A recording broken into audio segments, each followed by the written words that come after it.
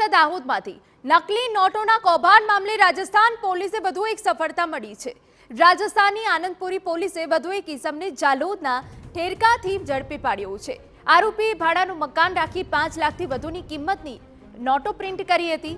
100, 200 અને 500 દરની નકલી નોટો પ્રિન્ટ કરી હતી। સમગ્ર મામલે અત્યાર સુધીમાં કુલ 11 આરોપી પોલીસ સકંજામાં છે।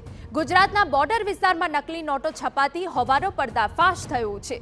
નોટો છાપી રાજસ્થાન, મધ્યપ્રદેશ, ગુજરાતના ગ્રામ્ય વિસ્તારોમાં ફરતી કરવામાં આવતી। સમગ્ર મામલે રાજસ્થાન પોલીસે વધુ તપાસ હાથ ધરાઈ છે। અમારા સંવાદદાતા પ્રિતેશ પંચાલ વધુ વિગતે વાત કરવા જોડાયા છે। પ્રિતેશ, પૂરી વિગત।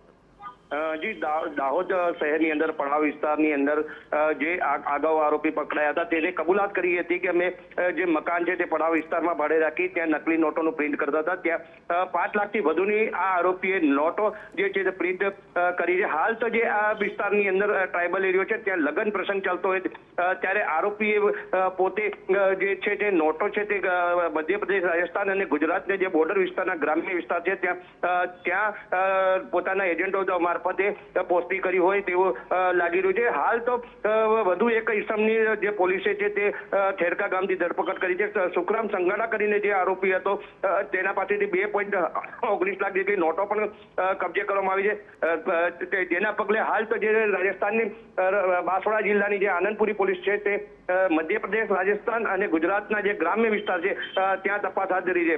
હાલ તો આ જે નોટો જે 100, 200 અને 500ની દરની જે નોટો છે તે ગ્રામ્ય વિસ્તારની અંદર ફરતી હોવાના કારણે જે આપણા દેશના અર્થતંત્ર કહેવાય તેના પર એક મોટું જે નુકસાન છે તે થવા પામ્યું છે।